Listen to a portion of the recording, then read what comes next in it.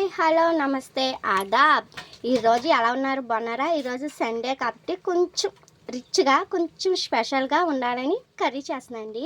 ఆ కర్రీ ఏం కాదు, పెద్ద వెల్లుల్లిపాయ సైజు తెలుసు కదా, ఈ సీజన్లోనే వస్తాయి అవి. ఒక్క వెల్లుల్లిపాయ చాలా పెద్దగా ఉంటుంది, ఒక రేఖ. ఇలాగా స్కిన్ తీసేసి పై స్కిన్ ఇలాగ 2 ముక్కల కింద కట్ చేసుకుని పక్కన పెట్టేసుకోవాలి. అవి ఒక కప్పు మామూలు ఉల్లిపాయ ముక్కలు, 2-3 పచ్చిమిర్చి, 1 కప్పు టమాటా ముక్కలు, పసుపు, సాల్ట్, కర్రీకి సరిపడా కారం, కరివేపాకు రబ్బ. అలాగే ఈ కర్రీకి మెయిన్ ఇంగ్రీడియంట్ పేస్ట్ అండి. ఏంటనుకుంటున్నారు? అల్లం వెల్లుల్లి ధనియాలు జీలకర్ర పేస్ట్, కొంచెం గసగసాలు నానబెట్టేసి ముందరే పేస్ట్ చేసుకుని పక్కన పెట్టేసుకోవాలి. రండి కర్రీ ప్రాసెస్ చెప్తా. కర్రీకి సరిపడా ఆయిల్ వేసేసుకుని ఒక కరివేపాకు రబ్బ, ఈ రబ్బ పడంగానే వేసుకోవాలండి, కర్రీకి మంచి టేస్ట్ వస్తుంది.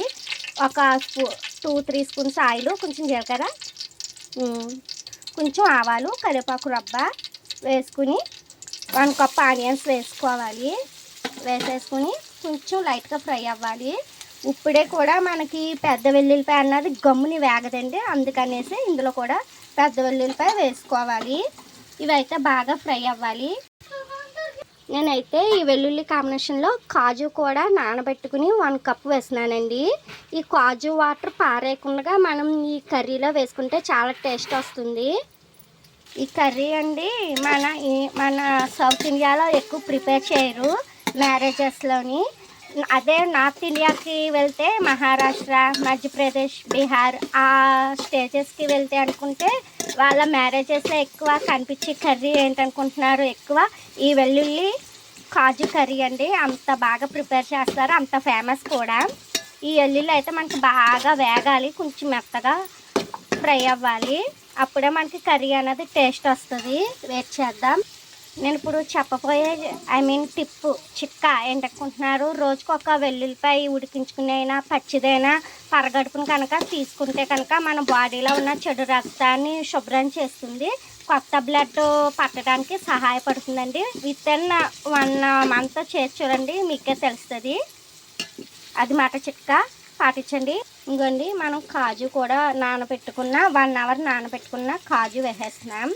ఈ కాజు వాటర్ పారవేయకండి వేస్ట్ అనుకుని, ఈ వాటరే మనకి కర్రీకి టేస్ట్ వస్తుంది. ఎందుకు అనుకుంటున్నారా? కాజు నాని ఆ కమ్మదనం లైట్ స్వీట్నెస్ ఇందులో ఈ వాటర్లో వస్తుంది. ఎందుకంటే వాటర్ అయితే ఇలా ఉంటుంది, పారవేయకండి, కర్రీలో వేసుకోవాలి. ఇది అయితే బాగా ఉడకాలండి. ఇందులో కొంచెం వాటర్ యాడ్ చేసుకున్నాం, కాజు నానబెట్టిన వాటర్ కాక ఇంకొంచెం వాటర్, ఎక్స్ట్రా వాటర్ యాడ్ చేసుకోవాలి. కర్రీ కొంచెం గ్రేవీగా కావాలనుకుంటే కొంచెం ఎక్కువ వాటర్ ఈ టైంలోనే యాడ్ చేసుకోవాలి.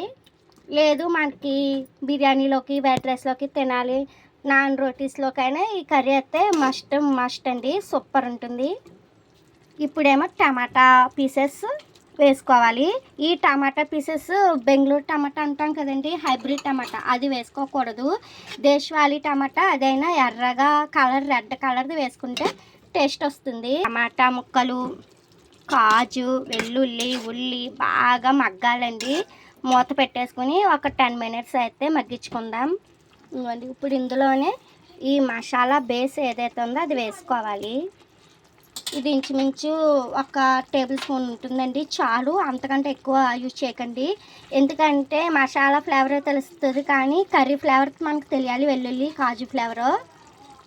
పసుపు, కర్రీకి సరిపడా సాల్ట్, సరిపడా రెడ్ చిల్లీ పౌడర్ వేసుకోవాలి. వేసుకుని ఒక్కసారి కలిపేసుకుని బాగా మూత పెట్టేసుకోవాలి. ఆహా, కర్రీ అయితే ఈ మసాలాలన్నీ వేసాక మంచి అరోమా వస్తూ ఎప్పుడెప్పుడు తినేయాలా అనుకునేలాగా ఉందండి. కర్రీ కలర్ ఏంటి, టేస్ట్ ఏంటి, ఇవ్వండి ఇలాగైతే రెడీ అయిపోయింది. ఇప్పుడు రిచ్ కర్రీ అన్నాను కదా, అందుకని ఇంకా రిచ్గా ఉండటం కోసం కొబ్బరిపాలు, ఈ మాత్రం కొబ్బరిపాలు చాలండి, చిక్కగా ఉండాలి, అవి వేస్తున్నాను. బాగా పాలు వేసాక మన curry texture, taste, smell, aroma మొత్తం అంతా మారిపోద్దండి, అంత రిచ్గా ఉంటుంది కర్రీ, చాలా టేస్ట్ ఉంటుంది. ఇంకోండి కొంచెం టెస్టింగ్గా కొరియాండర్ అదేంటి కొత్తిమీర వేసేసుకుని ఒక కరివేపాకు రబ్బ పచ్చిది వేసుకుంటే సూపర్ ఉంటుందండి టేస్ట్.